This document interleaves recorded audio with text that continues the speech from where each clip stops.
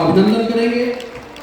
हमारे बीच में श्री गुल्लू शर्मा जी, श्री डॉक्टर राजेंद्र पारासर जी, और हमारे बीच में एक ऐसी कड़ी बैठी हुई है श्रीमान के शर्मा जी, जिन्होंने पूज्य गुरुदेव ने एक संकल्प लिया था कि प्रयागराज महाकुंभ में हम लाखों लोगों को भोजन कराएंगे, और जैसे ही लाखों का संकल्प लेकर के सारी व्यवस्थाएं बनाई, प्रयाग के कुंभ में शर्मा जी के ऊपर भोजन की पूरा भोजन का दायित्व था कि 5 जगह पर भोजन कराना है, बाहर अंदर कहीं कहीं कहीं, और जिम्मेदारी शर्मा जी संभाल रहे थे। पूज्य गुरुदेव ने जो संकल्प लिया था वो संकल्प सोचिए कहां गया होगा।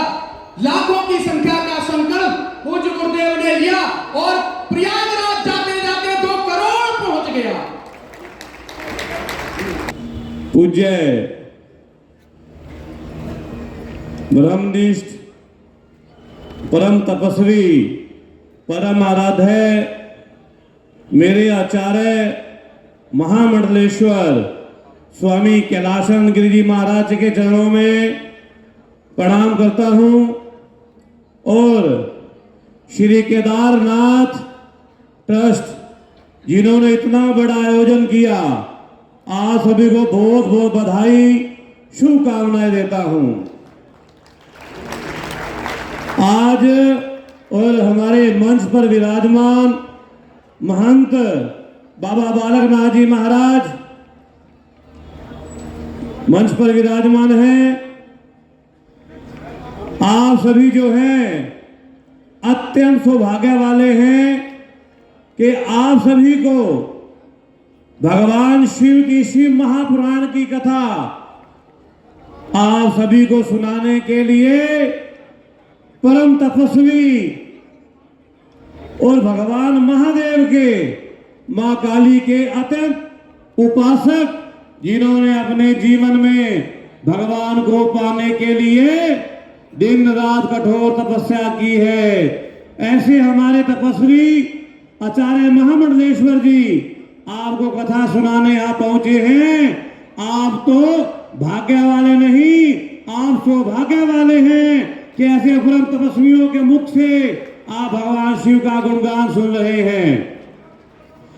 महाराज श्री सावन में तपस्या करते हैं, ये पूरे देश को ही नहीं पूरे विश्व को पता है कि 22-22 घंटे की तपस्या करना आज के युग में आसान बात नहीं। महाराज जी का आशीर्वाद आप सभी पर हम पर यूं ही बना रहे। महाराज जी अपने श्रीमुख से आप सबको भगवान का गुणगान सुनाएं। महाराज जी के एक एक शब्द अपने जीवन में उतार लें।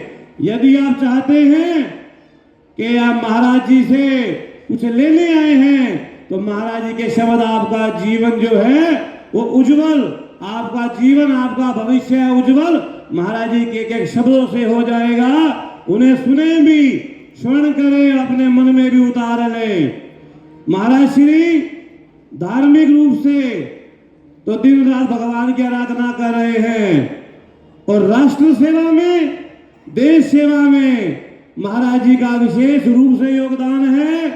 आज देश के प्रधानमंत्री श्री नरेंद्र मोदी जी जो पूरे देश में नशा मुक्त हो भारत संकल्प है हमारा, जिस विषय पे कार्य कर रहे हैं, उसी विषय पर हमारे आचार्य महामंडलेश्वर जी भी पूरे भारत के संतों को दिन रात प्रेरित करते हैं कि विश्व देश में जाएं और नशा मुक्त हो भारत संकल्प को आगे बढ़ाएं, ताकि हमारे देश का युवा, उसका उज्जवल भविष्य तभी उज्जवल होगा यदि वो नशे से दूर होगा।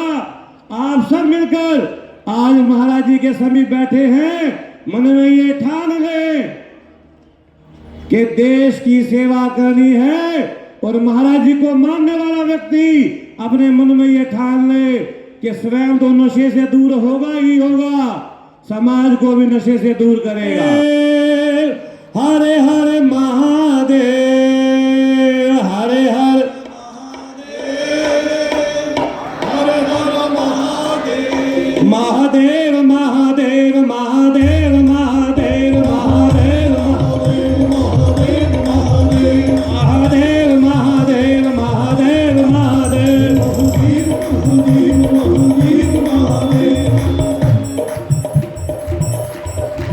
हर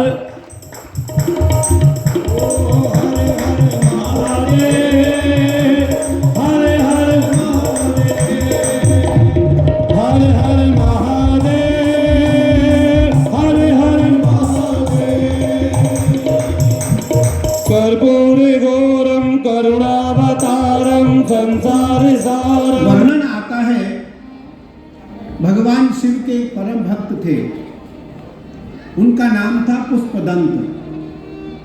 क्या नाम था? पुष्पदंत। कैलाश में रहते थे। इस भारत के नहीं, इस पृथ्वी के एकमात्र देहधारी बालकनाथ जी महाराज उपस्थित हो रहे हैं। एक बार करतल ध्वनि के द्वारा इनका स्वागत। देखिए, स्वरूपम जगदीश रूपम धर्मर्कयूपम यतिवर के भूपम संसारे सारम त्रेतार्पहारम श्री गोरक्षनाथम सत्यम नमामि, श्री मस्तनाथम सत्यम नमामि। ये हम सब के लिए बहुत ही पवन सौभाग्य का पल है कि आज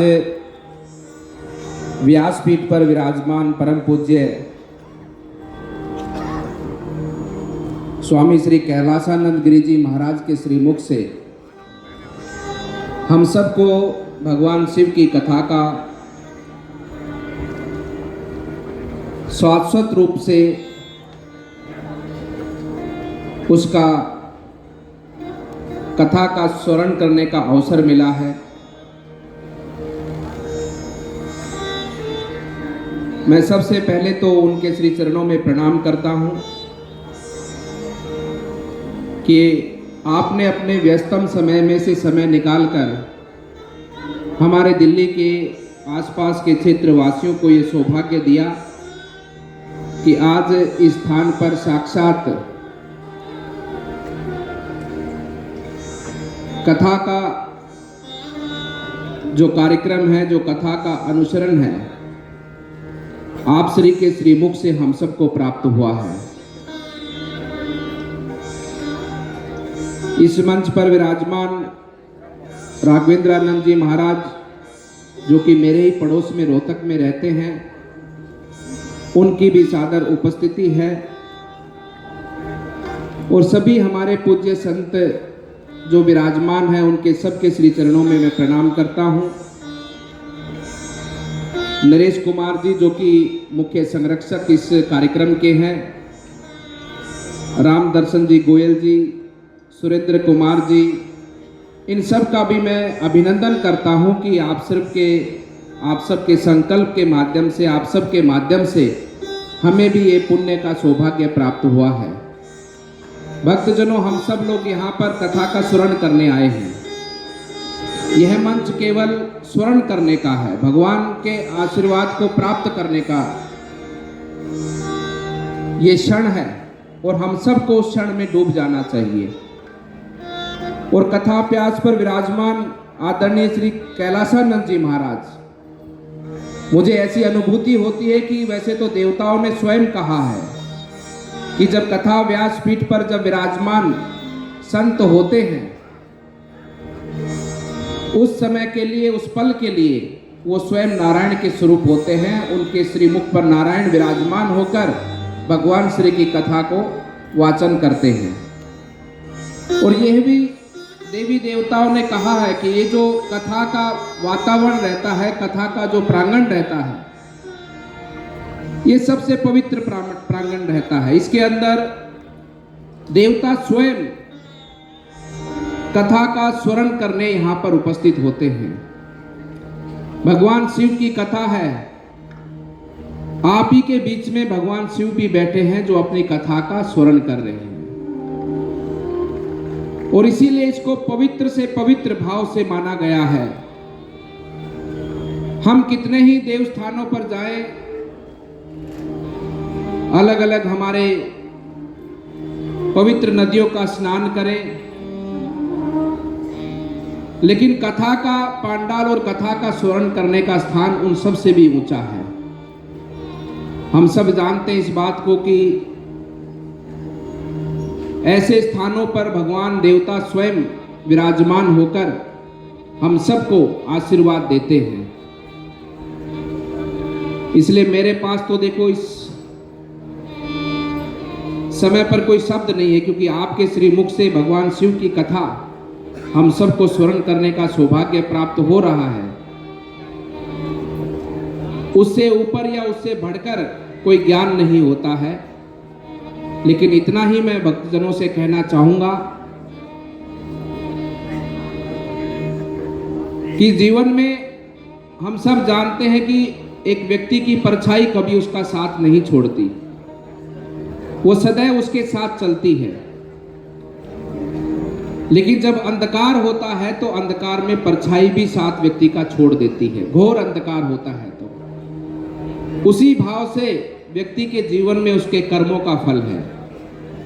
आप जैसा कर्म करेंगे, आप अपने जीवन में जिस भावना के साथ में, जिस विचार के साथ में, जिस कर्म के साथ में अपने जीवन को आगे बढ़ाएंगे, उसी अंधकार की भांति जिस प्रकार से व्यक्ति के अंधकार के समय पर व्यक्ति का परछाई साथ जोड़ देती है, उसी प्रकार से अगर हमारे बुरे कर्म होते हैं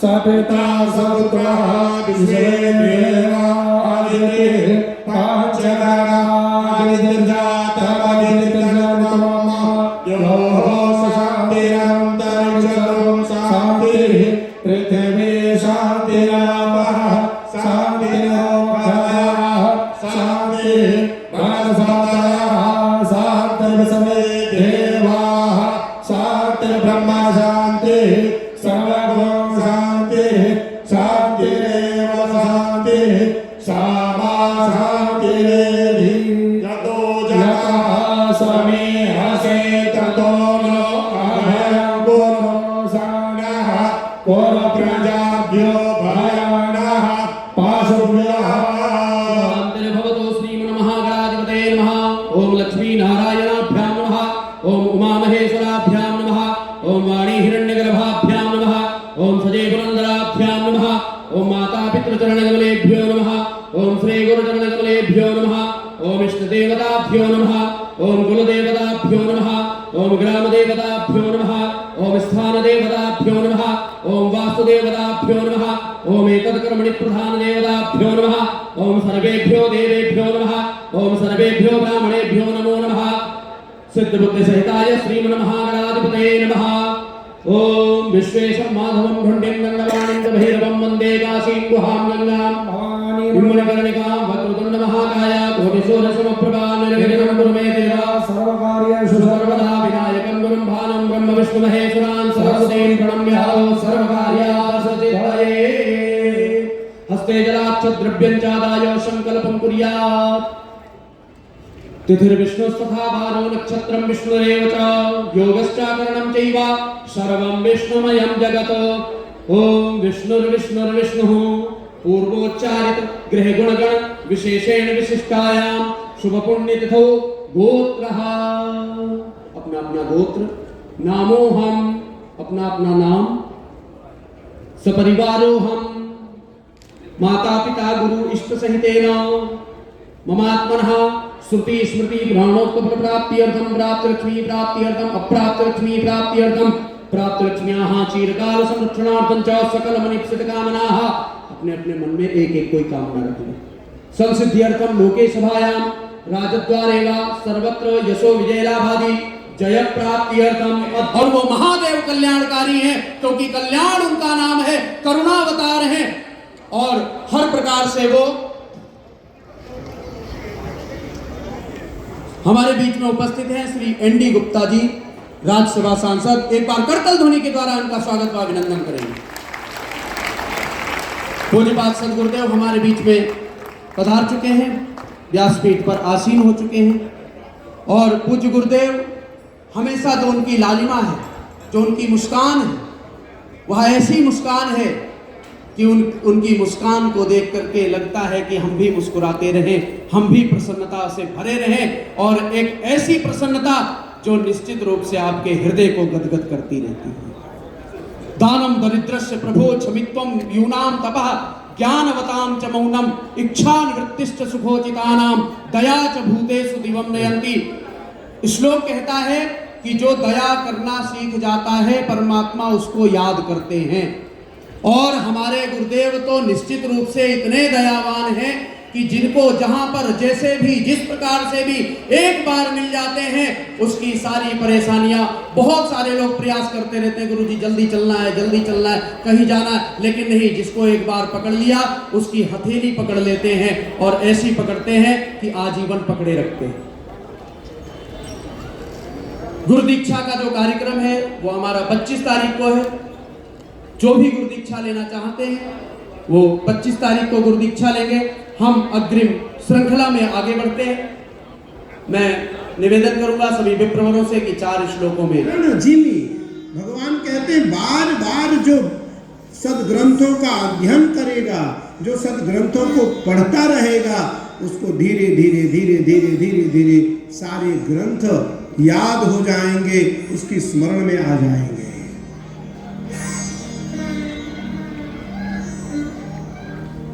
कल आपने पार्थिव पूजन का महत्व सुना, हमने पूरे पार्थिव पूजन का महत्व आपको बताया। आज सूत जी महाराज से सोनक जी ने पूछा कि मुझे शिव का नैवेद्य ग्रहण करना चाहिए अथवा ग्रहण नहीं करना चाहिए, ये 2 विषय है। जो वैष्णव लोग हैं, जो शंकर जी के पिंड को सामान्य पिंड या साधारण शिवलिंग मानते हैं, उनको लगता है कि ये प्रसाद न खाया जाए। सोनक जी के भी मन में यही बात आई। सोनक जी ने भी यही बात कहा कि महाराज सूत जी, आप ये बताओ कि इस प्रसाद को ग्रहण करना है या नहीं करना, ये ग्राह्य है अथवा ग्राह्य नहीं है। सूत जी ने कहा कि नैवेद्यम न परित्यज्य निमित्य संकल्पमहं करिष्येवा करिष्यामहे। जाग्रतो दूरमुदैति दैवं तदुस्तस्य तथैवैते दूरमुनोति ज्योतिरेकं तन्मे मनः शिव संकल्पमस्तु। अस्तु शिव संकल्पः पुराण पुरुषोत्तम पूजनम्। ध्याये नित्यं महेशं रजति गिरिनिभं चारुचन्द्रावतंसं रत्नाकल्पोज्ज्वलांगं परशुमृगवरा भीतिहस्तं प्रसन्नं पद्मासीनं समन्तास्तुतिममरगणैर्व्याघ्रकृतिं वसानं विश्वाद्यं विश्ववन्द्यं निखिलभयहरं पञ्चवक्त्रं त्रिनेत्रम्। वंदे देवमुमापतिं सुरगुरुं वंदे जगत्कारणं वंदे पन्नगभूषणं मृगधरं वंदे पशूनां पतिं वंदे सूर्यशशाङ्कवह्निनयनं वंदे मुकुन्दप्रियं वंदे भक्तजनाश्रयं च वरदं वंदे शिवं शङ्करं। भवानी शङ्कराभ्यां नमः। पुराणपुरुषोत्तमाय नमः। ध्यानं ध्यायामि समर्पयामि नमस्करोमि एतन्नैवेद्यम्।